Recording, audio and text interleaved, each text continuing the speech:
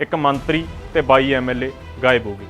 ਕਿਹਾ ਜਾ ਰਿਹਾ ਕਿ ਸਰਕਾਰ ਟੁੱਟ ਸਕਦੀ ਹੈ। ਮੈਨੂੰ ਨਹੀਂ ਲੱਗਦਾ ਕਿ ਏਕਨਾਥ ਸ਼ਿੰਦੇ ਆ ਜਿਹੜੇ ਉਹ 22 ਵਿਧਾਇਕਾਂ ਨੂੰ ਲੈ ਕੇ ਕਿਤੇ ਬਿਨਾਂ ਬੀਜੇਪੀ ਦੀ ਸਪੋਰਟ ਤੋਂ ਬੈਠ ਸਕਦੇ ਹੋ। 128 ਹੋ ਜਾਣਗੇ ਤਾਂ 146 ਕਰਨੇ ਬਹੁਤ ਵੱਡਾ ਮਸਲਾ ਨਹੀਂ ਤਾਂ ਬੀਜੇਪੀ ਪਟਕਣੀ ਵੀ ਦੇ ਸਕਦੀ ਹੈ। ਇਹਦੀਆਂ ਕੋਸ਼ਿਸ਼ਾਂ ਬੀਜੇਪੀ ਪਹਿਲਾਂ ਵੀ ਕਰਦੀ ਰਹੀ ਹੈ। ਬੀਜੇਪੀ ਨੇ ਸੱਤਾ ਬਣਦੀਆਂ ਹੀ ਕੀਤੀਆਂ ਕਿ ਪੰਜਾਬ ਸਭ ਤੋਂ ਜ਼ਿਆਦਾ ਗਵਰਨਰ ਰਾਜ ਜੇ ਕਿਤੇ ਲੱਗੇ ਉਹ ਪੰਜਾਬ ਹੈ।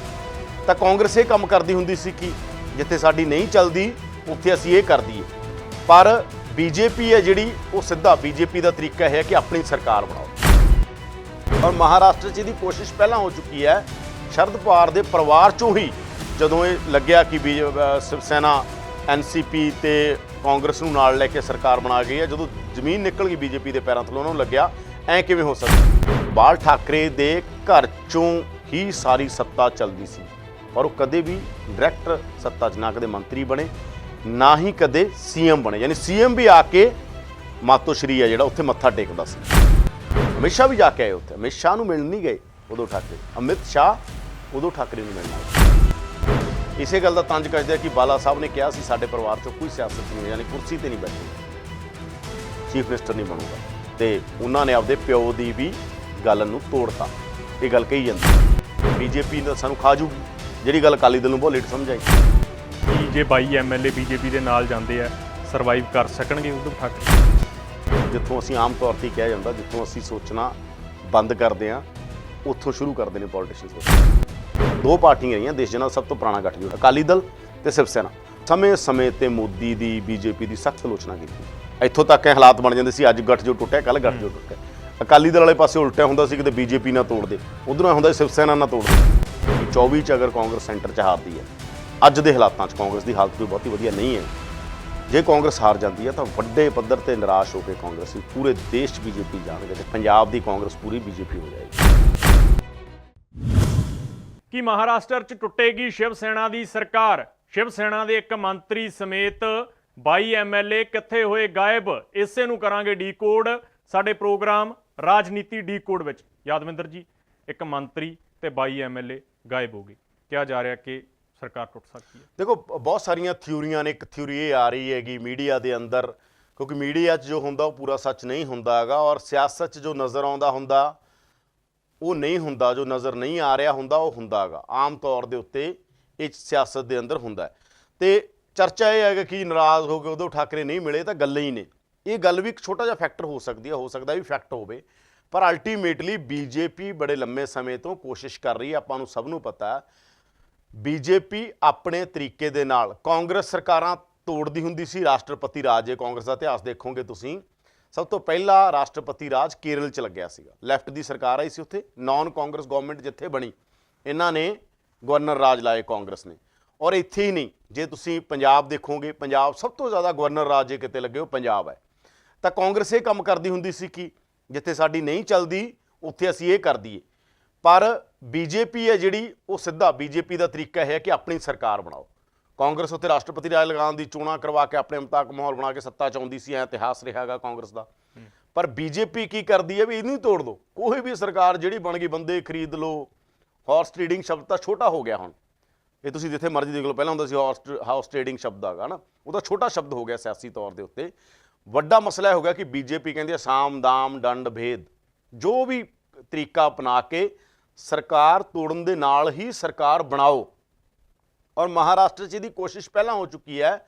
ਸ਼ਰਦ ਪਵਾਰ ਦੇ ਪਰਿਵਾਰ 'ਚੋਂ ਹੀ ਜਦੋਂ ਇਹ ਲੱਗਿਆ ਕਿ ਸ਼ਿਵ ਸੈਨਾ NCP ਤੇ ਕਾਂਗਰਸ ਨੂੰ ਨਾਲ ਲੈ ਕੇ ਸਰਕਾਰ ਬਣਾ ਗਈ ਹੈ, ਜਦੋਂ ਜ਼ਮੀਨ ਨਿਕਲ ਗਈ ਬੀਜੇਪੀ ਦੇ ਪੈਰਾਂ ਥੱਲੋਂ ਉਹਨਾਂ ਨੂੰ ਲੱਗਿਆ ਐਂ ਕਿਵੇਂ ਹੋ ਸਕਦਾ। ਕਿਉਂਕਿ ਬਾਲਾ ਸਾਹਿਬ ਠਾਕਰੇ ਆ ਜਿਹੜੇ, ਉਹਨਾਂ ਨੇ ਹਮੇਸ਼ਾ ਹਿੰਦੂਤਵ ਦੀ ਬੜੀ ਮੁਖਰ ਰਾਜਨੀਤੀ ਕੀਤੀ।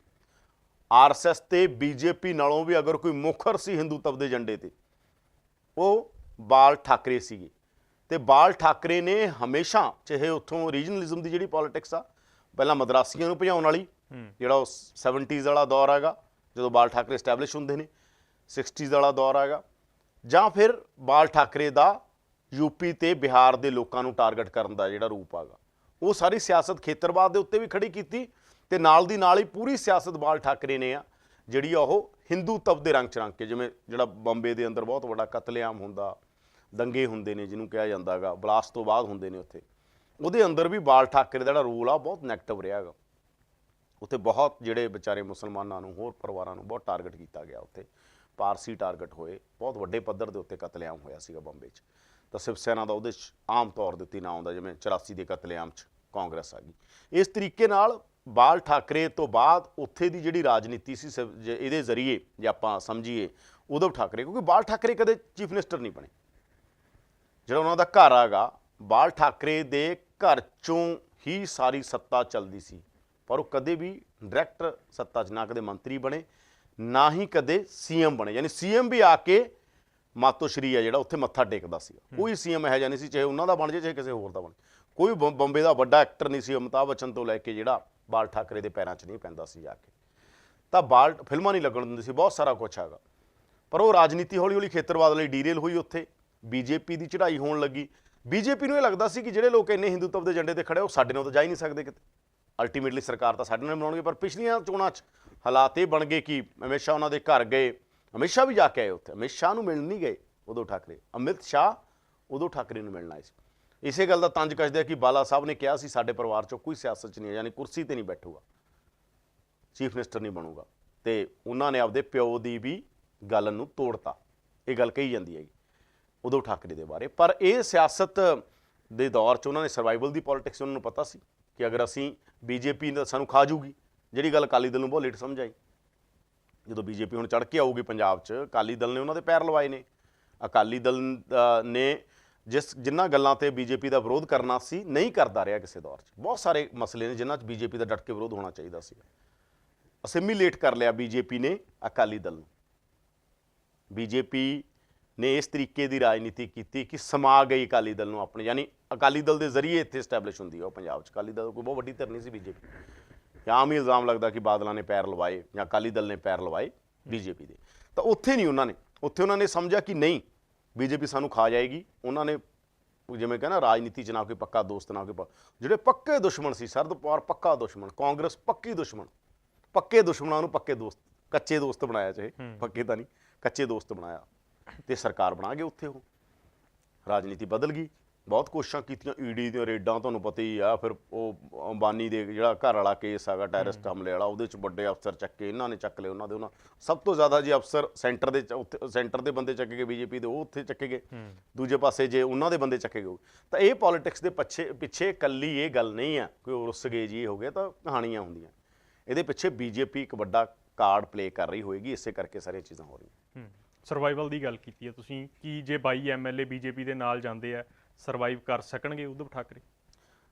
ਦੇਖੋ ਜੇ 22 ਐਮਐਲਏ ਚਲੇ ਗਏ, ਮੈਨੂੰ ਲੱਗਦਾ ਗਾ, ਕਿਉਂਕਿ ਜੇ ਗਿਣਤੀ ਦੀ ਆਪਾਂ ਗੱਲ ਕਰੀਏ ਜਿਹੜਾ 106 ਇਸ ਟਾਈਮ ਬੀਜੇਪੀ ਦੇ ਕੋਲੇ ਨੇ, ਤੇ ਜੇ 22 ਜਾਂਦੇ ਨੇ ਤਾਂ 128 ਹੋ ਗਏ, 128 ਐਮਐਲਏ ਹੋ ਜਾਣਗੇ। ਉਹ ਤੋਂ ਬਾਅਦ ਸਮਰਥਨ ਦੇ ਲਈ ਟੋਟਲ 288 ਸੀਟਾਂ ਨੇ ਤੇ 169 ਦੀ ਜਿਹੜੀ ਟੋਟਲ ਚਾਹੀਦਾ। ਤਾਂ ਬੀਜੇਪੀ ਕੋਲੇ ਬਹੁਤ ਸਾਰਾ ਇਸ ਟਾਈਮ ਸਿਸਟਮ ਬਣਿਆ ਹੋਇਆ। 146 ਸੌਰੀ, ਜੇ 146 ਆ ਜਾਣਗੇ ਤਾਂ ਕੋਈ ਬਹੁਤ ਵੱਡਾ, ਜੇ 128 ਹੋ ਜਾਣਗੇ ਤਾਂ 146 ਕਰਨੇ ਬਹੁਤ ਵੱਡਾ ਮਸਲਾ ਨਹੀਂ ਹੈ। ਤਾਂ ਬੀਜੇਪੀ ਪਟਕਣੀ ਵੀ ਦੇ ਸਕਦੀ ਹੈ। ਇਹਦੀਆਂ ਕੋਸ਼ਿਸ਼ਾਂ ਬੀਜੇਪੀ ਪਹਿਲਾਂ ਵੀ ਕਰਦੀ ਰਹੀ ਹੈ। ਬੀਜੇਪੀ ਨੇ ਸੱਤਾ ਬਣਦੀਆਂ ਹੀ ਕੀਤੀਆਂ, ਬੀਜੇਪੀ ਬਾਅਦ 'ਚ ਵੀ ਬਹੁਤ ਸਾਰੇ ਹੱਥਕੰਡੇ ਅਪਣਾਉਂਦੀ ਰਹੀ। ਇਹ ਗੱਲ ਕਿਹਾ ਗਿਆ ਉਦੋਂ ਠਾਕਰੇ ਜਾਂ ਸਾਰੇ ਸ਼ਰਦ ਪਵਾਰ ਸਾਰੇ ਕਹਿੰਦੇ ਰਹੇ ਨੇ ਸਾਡੀ ਸਰਕਾਰ ਨੂੰ ਡੇਗਣ ਦੀਆਂ ਜਿਹੜੀਆਂ ਕੋਸ਼ਿਸ਼ਾਂ ਹੋ ਰਹੀਆਂ ਨੇ। ਤਾਂ ਤਿੰਨਾਂ ਦੀ ਸਰਕਾਰ ਆ ਉੱਥੇ, ਕਾਂਗਰਸ, ਐਨਸੀਪੀ ਤੇ ਸ਼ਿਵ ਸੈਨਾ।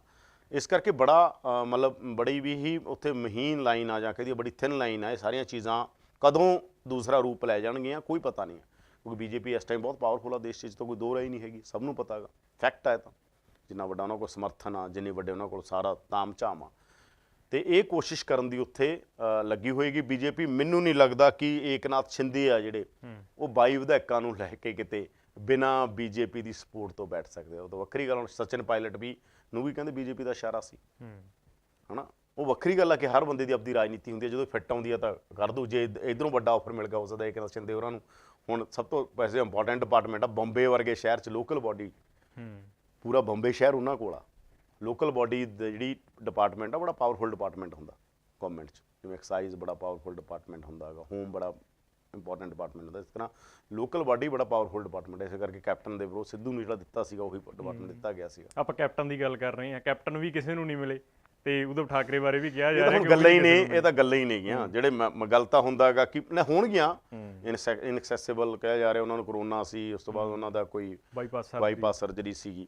ਇਹ ਤਾਂ ਗੱਲਾਂ ਹੀ ਹੁੰਦੀਆਂ ਨੇ, ਕਹਾਣੀਆਂ ਪਿੱਛੇ ਹੋਰ ਹੁੰਦੀਆਂ ਨੇ। ਕਹਾਣੀ ਇੰਨੀ ਨਹੀਂ ਹੈਗੀ ਜਿੰਨੀ ਮੀਡੀਆ ਦੇ ਅੰਦਰ ਦਿਖਾਈ ਗਈ ਜਾਂ ਰਿਪੋਰਟ ਜੋ ਹੋ ਰਿਹਾ ਹੁੰਦਾ। ਰਾਜਨੀਤੀ ਇੰਨੀ ਡੂੰਘੀ ਚੀਜ਼ ਹੁੰਦੀ ਹੈ, ਉਹਦੇ ਪਿੱਛੇ ਬਹੁਤ ਸਾਰੀਆਂ, ਜਿੱਥੋਂ ਅਸੀਂ ਆਮ ਤੌਰ 'ਤੇ ਕਿਹਾ ਜਾਂਦਾ, ਜਿੱਥੋਂ ਅਸੀਂ ਸੋਚਣਾ ਬੰਦ ਕਰਦੇ ਹਾਂ ਉੱਥੋਂ ਸ਼ੁਰੂ ਕਰਦੇ ਨੇ ਪੋਲੀਟੀਸ਼ੀਅਨ ਸੋਚਣਾ।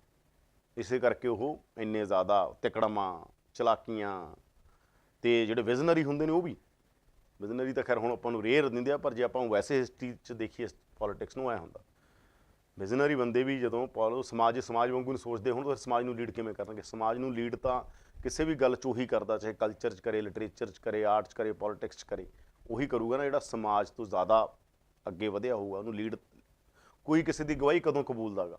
ਉਹਦੀ ਕਬੂਲਦਾ ਜਦੋਂ ਉਹਨੂੰ ਲੱਗਦਾ ਕਿ ਵਾਕਈ ਇਹ ਬੰਦੇ 'ਚ ਮੇਰੇ ਨਾਲੋਂ ਜ਼ਿਆਦਾ ਕੈਲੀਬਰ ਆਗਾ। ਹਮੇਸ਼ਾ ਗਵਾਹੀਆਂ ਕਬੂਲਣ ਲੀਡਰ ਤਾਂ ਪਹਿਲਾਂ ਤਾਂ ਰਾਜਨੀਤੀ ਇਹ ਹੁੰਦੀ ਸੀ, ਹੁਣ ਤਾਂ ਉਹਦੇ 'ਚ ਤਿਕੜਮਾਂ ਆ ਗਈਆਂ, ਚਲਾਕੀਆਂ ਆ ਗਈਆਂ, ਪਤਾ ਨਹੀਂ ਕੀ ਆ ਗਿਆ। ਕੈਪੀਟਲ ਆ ਗਈ, ਸਭ ਤੋਂ ਵੱਡੀ ਗੱਲ ਤਾਂ ਅਵਾਰਾ ਪੂੰਜੀ ਹੈ ਜਿਹੜੀ ਗਲੋਬਲਾਈਜੇਸ਼ਨ ਤੋਂ ਬਾਅਦ ਅਵਾਰਾ ਪੂੰਜੀ ਨੇ ਜਿਹੜਾ ਮਾਹੌਲ ਖਰਾਬ ਕੀਤਾ ਗਾ, ਹੈ ਨਾ। ਆਜ਼ਾਦ ਬੰਦੇ ਜਿੱਤਣੋਂ ਹੀ ਹਟ ਗਏ, ਪਾਰਟੀਆਂ ਦਬਦਬਾ ਹੋ ਗਿਆ, ਪੈਸਾ ਆ ਗਿਆ, ਮਨੀ ਮਸਲ ਪਾਵਰ ਜਿਹੜੀ ਆ ਗਈ, ਪਹਿਲਾਂ ਉਸ ਤਰ੍ਹਾਂ ਦਾ ਨਹੀਂ ਸੀਗਾ ਸਿਸਟਮ। ਤਾਂ ਇਹ ਸਾਰੀਆਂ ਚੀਜ਼ਾਂ ਨੇ, ਪਰ ਬੀਜੇਪੀ ਦੇ ਪਿੱਛੇ 101% ਜਿਹੜੀ ਖੇਡ ਹੋਏਗੀ ਉਹ ਬੀਜੇਪੀ ਦੀ ਹੋਏਗੀ।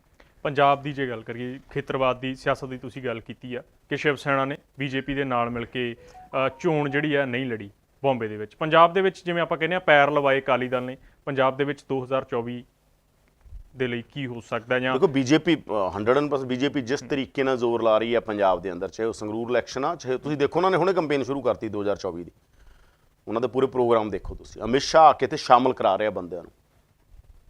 ਇਹ ਛੋਟੀ ਗੱਲ ਥੋੜੀ ਆ, ਹੋਮ ਮਿਨਿਸਟਰ ਨੇ ਦੇਸ਼ ਦੇ, ਉਹਨਾਂ ਕੋਲ ਤਾਂ ਮਿੰਟ ਦਾ ਟਾਈਮ ਨਹੀਂ ਹੁੰਦਾ। ਹੋਮ ਮਿਨਿਸਟਰ ਆ ਕੇ ਇੰਨਾ ਇੰਟਰਸਟ ਲੈ ਰਿਹਾ ਪੰਜਾਬ ਦੀ ਰਾਜਨੀਤੀ 'ਚ, ਇੱਥੋਂ ਸਮਝੋ ਤੁਸੀਂ ਗੱਲ ਨੂੰ। ਔਰ ਉਹ ਲਕੀਰ ਖਿੱਚ ਕੇ ਕਹਿ ਰਿਹਾ ਕਿ ਅਕਾਲੀ ਦਲ ਦੇ ਨਾਲ ਕੋਈ ਸਮਝੌਤਾ ਨਹੀਂ ਕਰਾਂਗੇ, ਕਿਉਂਕਿ ਇਹ ਗੱਲ ਬੀਜੇਪੀ 'ਚ ਮੰਥਨ ਹੋਇਆ ਇਸ ਗੱਲ ਦਾ। ਪਹਿਲਾਂ ਲੱਗਿਆ ਸੀਗਾ ਕਿ 50-50% ਫਾਰਮੂਲਾ ਅਪਣਾ ਲਓ, ਯਾਨੀ 50 ਸੀਟਾਂ ਤੇ ਬੀਜੇਪੀ ਲੜਦੇ, 50 ਸੀਟਾਂ ਤੇ ਜਾਂ 55 ਸੀਟਾਂ ਤੇ ਅਕਾਲੀ ਦਲ, 55 ਸੀਟਾਂ ਤੇ ਬੀਜੇਪੀ। ਇਹ ਫਾਰਮੂਲਾ ਬਣ ਰਿਹਾ ਸੀ, ਪਰ ਬਾਅਦ 'ਚੋਂ ਕਿਸੇ ਬੰਦੇ ਨੂੰ ਰਾਇ ਦਿੱਤੀ ਕਿ ਅਸੀਂ ਕਿਉਂ ਲਾਇਬਿਲਟੀ, ਅਕਾਲੀ ਦਲ ਦੀ ਲਾਇਬਿਲਟੀ ਜਾਂ ਜਿਹੜੇ ਅਕਾਲੀ ਦਲ ਦੀ ਲਾਇਬਿਲਟੀ ਬਣ ਚੁੱਕੇ ਕੇਸ ਨੇ, ਬਰਗਾੜੀ ਹੈ ਜਿਵੇਂ ਬਹਿਬਲ ਬਰਗਾੜੀ, ਇਹ ਸਾਰੇ ਮਸਲਿਆਂ ਦੀ ਲਾਇਬਿਲਟੀ ਆ, ਬਾਦਲ ਫੈਮਿਲੀ ਨਾਲ ਜੁੜੇ ਹੋਏ ਜਾਂ ਨਸ਼ੇ ਨਾਲ ਜੁੜੇ ਹੋਏ ਕੇਸ, ਇਹਨਾਂ ਦੀ ਲਾਇਬਿਲਟੀ ਬੀਜੇਪੀ ਕਿਉਂ ਚੱਕੇ? ਲੋਕਾਂ ਨੂੰ ਇੱਕ ਨਵੀਂ ਚੀਜ਼ ਚਾਹੀਦੀ ਹੈ, ਨਵੀਂ ਚੀਜ਼ ਆਪ ਬਣਾ ਲਈ, ਹੋਰ ਨਵੀਂ ਚੀਜ਼ ਬਣਾ ਲੈਣਗੇ ਉਹ ਬੀਜੇਪੀ ਹੋ ਸਕਦੀ ਹੈ, ਬੀਜੇਪੀ 'ਚ ਮੰਥਨ ਹੋਇਆ ਜਾਂ ਬੀਜੇਪੀ ਬਣ ਸਕਦੀ ਹੈ। ਅਸੀਂ ਕਿਉਂ ਪੁਰਾਣੀਆਂ ਲਾਇਬਿਲਟੀਆਂ ਚੱਕ ਕੇ ਇਸ ਤਰ੍ਹਾਂ ਦੇ? ਤਾਂ ਇਹ ਸਾਰੀ ਪੋਲੀਟਿਕਸ ਹੀ, ਉਹਨਾਂ ਨੇ ਉਹ ਸਮਝੌਤਾ ਨਹੀਂ ਕੀਤਾ। ਪਰ ਇਹਦੇ 'ਚ ਤਾਂ ਕੋਈ ਦੋ ਰਾਏ ਨਹੀਂ ਕਿ ਬੀਜੇਪੀ ਦਾ ਪੰਜਾਬ 'ਚ ਕੁਝ ਨਹੀਂ ਹੁੰਦਾ ਸੀ। ਔਰ ਇਹ ਵੀ ਸੱਚ ਹੈਗਾ, ਇਹ ਅਕਾਲੀ ਦਲ ਇਸ ਗੱਲ ਦੇ ਅੰਦਰ ਮੰਥਨ ਕਰਦਾ ਹੋਊਗਾ। ਅਕਾਲੀ ਦਲ ਦੀ ਲੀਡਰਸ਼ਿਪ ਨੂੰ ਪਤਾ ਕਿ ਬੀਜੇਪੀ ਦੇ ਨਾਲ ਜਿਹੜੀਆਂ ਗੱਲਾਂ, ਤੇ ਦੇਖੋ ਗੱਠਜੋੜ ਹੋਣਾ ਇੱਕ ਗੱਲ ਆ। ਹੁਣ ਜਦੋਂ ਅਕਾਲੀ ਕਹਿੰਦੇ ਸਾਡਾ ਤਾਂ ਜੀ ਰਾਜਨੀਤਿਕ ਸਮਝੌਤਾ ਸੀ, ਫਿਰ ਰਾਜਨੀਤਿਕ ਮੁੱਦਿਆਂ ਤੇ ਸਹਿਮਤੀ ਵੀ, ਸ਼ਿਵ ਸੈਨਾ ਉਹ ਪਾਰਟੀ ਰਹੀ ਹੈ ਜਿਨ੍ਹਾਂ ਦਾ ਬੀਜੇਪੀ ਨਾਲ ਬਹੁਤ, ਦੋ ਪਾਰਟੀਆਂ ਰਹੀਆਂ ਦੇਸ਼ ਜਿਨ੍ਹਾਂ ਦਾ ਸਭ ਤੋਂ ਪੁਰਾਣਾ ਗੱਠਜੋੜ ਆ, ਬੀਜੇਪੀ ਤੇ ਸ਼ਿਵ ਸੈਨਾ, ਅਕਾਲੀ ਦਲ ਤੇ ਸ਼ਿਵ ਸੈਨਾ। ਅਕਾਲੀ ਦਲ ਨੇ ਸਮੇਂ-ਸਮੇਂ ਤੇ ਮੋਦੀ ਦੀ, ਬੀਜੇਪੀ ਦੀ ਸਖਤ ਆਲੋਚਨਾ ਕੀਤੀ। ਗੱਠਜੋੜ ਹੁੰਦਿਆਂ ਹੋਰਾਂ ਨਾਲ ਵੀ ਬੀਜੇਪੀ ਜਿੱਥੇ ਗੱਠਜੋੜ 'ਚ ਅਸਿਮੀਲੇਟ ਨਹੀਂ ਹੋਣ ਦਿੱਤਾ ਆਪਦੀ, ਵੀ ਤੁਹਾਨੂੰ ਸਮਾ ਲਿਆ ਆਪਦੇ 'ਚ। ਉਹਨਾਂ ਦੀ ਇੱਕ ਆਇਡੈਂਟੀਟੀ ਰਹੀ, ਉਹਨਾਂ ਨੇ ਆਪਦੀ ਆਇਡੈਂਟੀਟੀ ਦੀ ਪੋਲੀਟਿਕਸ ਠੋਕ ਕੇ ਕੀਤੀ। ਤੁਹਾਡੀ ਆਪਦੀ ਰਾਜਨੀਤੀ, ਸਾਡੇ ਆਪ ਗੱਠਜੋੜ ਆਪਣਾ ਇੱਕ ਥਾਂ ਤੇ। ਇੱਥੋਂ ਤੱਕ ਇਹ ਹਾਲਾਤ ਬਣ ਜਾਂਦੇ ਸੀ, ਅੱਜ ਗੱਠਜੋੜ ਟੁੱਟਿਆ, ਕੱਲ੍ਹ ਗੱਠਜੋੜ ਟੁੱਟਿਆ। ਅਕਾਲੀ ਦਲ ਵਾਲੇ ਪਾਸੇ ਉਲਟਿਆ ਹੁੰਦਾ ਸੀ, ਕਿਤੇ ਬੀਜੇਪੀ ਨਾਲ ਤੋੜਦੇ, ਉਧਰੋਂ ਹੁੰਦਾ ਸ਼ਿਵ ਸੈਨਾ ਨਾਲ ਤੋੜਦੇ, ਵਾਪਸ ਲਿਆਉਂਦੇ ਸੀ ਆਪਦੇ ਮੰਤਰੀ, ਪਰਵਾਹ ਨਹੀਂ ਕਰਦੇ ਸੀ। ਇੱਥੇ ਬੀਜੇਪੀ ਦੇ ਨਾਲ ਦੀ ਲਾਈਨ ਹੀ ਟੋ ਜਿਹੜੀ ਕਰਨ ਵਾਲੀ ਗੱਲ ਆ ਨਾ, ਕਿ ਤੁਸੀਂ ਲਾਈਨ ਹੀ ਟੋ ਕਰ ਲਓ।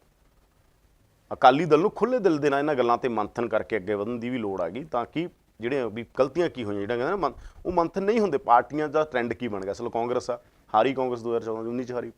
ਐਂਥਨੀ ਕਮੇਟੀ ਦੀ ਰਿਪੋਰਟ ਜਿਹਦਾ ਮੈਂ ਕੱਲ੍ਹ ਵੀ ਜ਼ਿਕਰ ਕਰ ਰਿਹਾ ਸੀ, ਹੋਰ ਇੰਨਾ ਕੁਛ ਇਹਨਾਂ ਨੇ ਲਿਆਂਦਾ। ਉਹਦੇ ਤੇ ਕਦੇ ਬਸ ਰਿਪੋਰਟਾਂ ਆਈਆਂ, ਗੱਲਾਂ ਹੋਈਆਂ, ਅਮਲੀ ਰੂਪ ਦੇ ਅੰਦਰ ਕੋਈ ਟਰਾਂਸਫਰਮੇਸ਼ਨ ਹੋਵੇ, ਅਮਲੀ ਰੂਪ ਦੇ ਅੰਦਰ ਕੋਈ ਗੱਲ ਹੋਵੇ, ਫੇਰ ਹੀ ਰਾਜਨੀਤੀ ਬਦਲੂਗੀ ਨਾ। ਫੇਰ ਹੀ ਤੁਹਾਡੀ ਪਾਰਟੀ ਦੇ ਅੰਦਰ ਜਦੋਂ ਸਹੀ ਮੰਥਨ, ਉਹ ਕਹਿੰਦੇ ਨਾ ਸਹੀ ਵਿਸ਼ਲੇਸ਼ਣ, ਜੇ ਤੁਸੀਂ ਆਪਦੀਆਂ ਗਲਤੀਆਂ ਦਾ ਸਹੀ ਵਿਸ਼ਲੇਸ਼ਣ ਹੈ ਜਿਹੜਾ ਠੋਸ ਵਿਸ਼ਲੇਸ਼ਣ ਨਹੀਂ ਕਰਦੇ, ਤਾਂ ਤੁਸੀਂ ਸਹੀ ਸਿੱਟਿਆਂ ਤੇ ਵੀ ਨਹੀਂ ਪਹੁੰਚੋਗੇ। ਇਮਾਨਦਾਰੀ ਹੋਣੀ ਚਾਹੀਦੀ ਉਹਦੇ ਪ੍ਰਤੀ, ਕਿ ਅਸੀਂ ਇਮਾਨਦਾਰੀ ਨਾਲ ਕਹਿੰਦੇ ਹੋਈ ਆ ਗਲਤੀ ਆ ਕੀ ਆ? ਗਲਤੀਆਂ ਤਾਂ ਹੁੰਦੀਆਂ ਹੀ ਨਹੀਂ ਗੀਆਂ। ਹਿਸਟਰੀ ਦੇ ਅੰਦਰ ਏਡੇ ਵੱਡੇ ਬੰਦਿਆਂ ਤੋਂ ਗਲਤੀਆਂ ਹੋਈਆਂ ਨੇ। ਇਹ ਤਾਂ ਪੋਲੀਟੀਕਲ ਪਾਰਟੀਆਂ ਨੇ, ਇਹ ਤਾਂ ਕੁਛ ਵੀ ਨਹੀਂ। ਹਿਸਟਰੀ 'ਚ ਵੱਡੇ ਬੰਦਿਆਂ ਤੋਂ ਗਲਤੀਆਂ ਹੋਈਆਂ ਨੇ। ਗਲਤ ਹੈ ਕਿ ਉਹ ਗਲਤੀਆਂ ਜਿਹੜੀਆਂ ਹੋ ਗਈਆਂ, ਉਹ ਗਲਤੀਆਂ ਦੇ ਬਾਰੇ ਤੁਹਾਡੀ ਅੰਡਰਸਟੈਂਡਿੰਗ ਕੀ ਹੈਗੀ? ਤਾਂ ਇਹ ਅਕਾਲੀ ਦਲ ਦੀ ਜਿਹੜੀ ਰਹੀ ਕਿ ਹਾਂ ਉਹ ਜਿਹੜੀ ਆ ਉਹ ਸਿਮੂਲੇਟ ਕਰਦੇ ਰਹੇ, ਜਾਂ ਉਹ ਆਪਣੇ ਤਰੀਕੇ ਦੀ ਰਾਜਨੀਤੀ ਪੰਜਾਬ 'ਚ ਇਹੀ ਨਤੀਸ਼ ਕੁਮਾਰ ਨਾਲ ਹੋਇਆ। ਹਾਲਾਂਕਿ ਨਿਤੀਸ਼ ਕੁਮਾਰ ਫਿਰ ਵੀ ਲਕੀਰ ਖਿੱਚ ਕੇ ਰੱਖਦੇ ਸੀ, ਪਰ ਨਿਤੀਸ਼ ਕੁਮਾਰ ਦੀ ਪਾਰਟੀ ਦੇਖ ਲਓ ਬੀਜੇਪੀ ਖਾ ਗਈ। ਇਸੇ ਤਰ੍ਹਾਂ ਅਕਾਲੀ ਦਲ ਦੇ ਲਈ ਬਹੁਤ ਵੱਡਾ ਚੈਲੰਜ ਬੀਜੇਪੀ ਹੋਊ, ਔਰ ਬੀਜੇਪੀ ਨੂੰ ਰਾਜਨੀਤੀ ਕਰਨੇ, ਬੀਜੇਪੀ ਕੋਲ ਸਾਧਨ ਨੇ, ਬੀਜੇਪੀ ਕੋਲ ਸਰਕਾਰ ਹੈ। ਇਸੇ ਕਰਕੇ ਇਹ ਵੱਡੇ ਪੱਧਰ ਤੇ ਜਿਹੜੇ ਜੱਟ ਸਿੱਖਾਂ ਨੇ ਸਭ ਤੋਂ ਜ਼ਿਆਦਾ ਵਿਰੋਧ ਕੀਤਾ ਬੀਜੇਪੀ ਦਾ ਪੰਜਾਬ 'ਚ ਆਪਾਂ ਦੇਖੀਏ, ਉਹੀ ਸਭ ਤੋਂ ਜ਼ਿਆਦਾ ਬੀਜੇਪੀ ਜਾ ਰਹੇ ਨੇ। ਤਾਂ ਇਸ ਕਰਕੇ ਇਹ ਸਾਰੀਆਂ ਚੀਜ਼ਾਂ ਨੇ, ਇਹਨਾਂ ਚੀਜ਼ਾਂ ਨੂੰ ਵੀ ਸਮਝਣ ਦੀ ਲੋੜ ਹੈ ਕਿ ਕਿਵੇਂ ਤੁਸੀਂ ਦੇਖਦੇ ਹੋ। ਤਾਂ ਪੰਜਾਬ ਦੇ ਅੰਦਰ ਇਹ ਤਰਾਸਦੀ ਰਹੀ ਹੈਗੀ, ਤੇ ਪੰਜਾਬ ਦੇ ਅੰਦਰ ਬੀਜੇਪੀ ਦੇ ਲਈ ਇਹਦੇ 'ਚ ਕੋਈ ਦੋ ਰਾਏ ਨਹੀਂ ਹੈ। 24 ਲਈ ਬਹੁਤ ਵੱਡਾ ਸਕੋਪ ਹੈ, 24 ਲਈ ਤਾਂ ਸੌਰੀ ਖਾਸ ਤੌਰ ਤੇ 27 ਲਈ। 24 ਦੀ ਤਿਆਰੀ ਵੀ ਉਹ 27 ਵਾਂਗੂ ਕਰ ਰਹੇ ਨੇ। ਜੇ ਤੁਸੀਂ ਦੇਖੋਗੇ ਤਾਂ 27 'ਚ ਤਾਂ ਉਹਨਾਂ ਦਾ ਫੁੱਲ ਫਲੈਜ ਆਉਣ ਦਾ ਮੂਡ ਹੋਊਗਾ ਕਿ ਅਸੀਂ ਫੁੱਲ ਫਲੈਜ ਆਈਏ। ਇਹ ਕੋਸ਼ਿਸ਼ਾਂ 'ਚ ਬੀਜੇਪੀ ਲੱਗੀ ਹੋਈ ਹੈ, ਤੇ ਬੀਜੇਪੀ ਆਪਣੇ ਤਰ੍ਹਾਂ ਦੀ ਰਾਜਨੀਤੀ ਖੜੀ ਕਰ ਰਹੀ ਹੈ। ਬੀਜੇਪੀ ਸਾਰੀ ਜਿਹੜੀ ਫੌਜ ਆ ਗਈ, ਮਤਲਬ ਕਾਂਗਰਸ ਯੁਕਤ ਬੀਜੇਪੀ ਹੋ ਜਾਣੀ ਹੈਗੀ। ਮੈਨੂੰ ਜਿਹੜੀ ਮੈਂ ਗੱਲ ਕਹਿਣਾ ਹੁੰਦਾ ਗਾ, ਪਹਿਲਾਂ ਵੀ ਕਹੀ ਆ ਮੈਂ, ਕਿ 24 'ਚ ਅਗਰ ਕਾਂਗਰਸ ਸੈਂਟਰ 'ਚ ਹਾਰਦੀ ਹੈ, ਜਿਹਦੀਆਂ ਸੰਭਾਵਨਾਵਾਂ ਬਹੁਤ ਜ਼ਿਆਦਾ ਨੇ ਅੱਜ ਦੇ ਹਾਲਾਤ ਦੇ ਮੁਤਾਬਕ। ਹੋ ਸਕਦਾ ਰਾਜਨੀਤੀ 'ਚ ਤਾਂ ਹਾਲਾਤ ਘੰਟਿਆਂ ਬਾਅਦ ਬਦਲ ਜਾਂਦੇ ਨੇ, ਦਿਨਾਂ 'ਚ ਵੀ ਬਦਲ ਜਾਂਦੇ ਨੇ। ਅੱਜ ਦੇ ਹਾਲਾਤਾਂ 'ਚ ਕਾਂਗਰਸ ਦੀ ਹਾਲਤ ਕੋਈ ਬਹੁਤੀ ਵਧੀਆ ਨਹੀਂ ਹੈ। ਜੇ ਕਾਂਗਰਸ ਹਾਰ ਜਾਂਦੀ ਹੈ ਤਾਂ ਵੱਡੇ ਪੱਧਰ ਤੇ ਨਿਰਾਸ਼ ਹੋ ਕੇ ਕਾਂਗਰਸੀ ਪੂਰੇ ਦੇਸ਼ 'ਚ ਬੀਜੇਪੀ ਜਾਣਗੇ, ਤੇ ਪੰਜਾਬ ਦੀ ਕਾਂਗਰਸ ਪੂਰੀ ਬੀਜੇਪੀ ਹੋ ਜਾਏਗੀ। ਇਹ ਵੀ ਇੱਕ ਮਸਲਾ ਦੇਖਣ ਨੂੰ ਮਿਲ ਰਿਹਾ ਹੈ। ਸ਼ੁਕਰੀਆ ਜੀ, ਬਹੁਤ ਬਹੁਤ ਧੰਨਵਾਦ। ਤਾਂ ਜੋੜ ਘਟਾਓ ਦੀ ਰਾਜਨੀਤੀ ਕੀ ਕਹਿੰਦੀ ਹੈ, ਕੌਣ ਜੁੜਦਾ ਬੀਜੇਪੀ ਦੇ ਨਾਲ, ਕੌਣ ਟੁੱਟਦਾ ਸ਼ਿਵ ਸੈਨਾ ਤੋਂ, ਇਹ ਦੇਖਣ ਵਾਲਾ ਹੋਊਗਾ। ਵਾਇਆ ਬੰਬੇ ਹੋ ਕੇ ਪੰਜਾਬ ਦੇ ਵਿੱਚ ਬੀਜੇਪੀ ਆਊਗੀ ਜਾਂ ਨਹੀਂ ਆਊਗੀ, ਇਹ ਵੀ ਦੇਖਣ ਵਾਲਾ ਹੋਊ।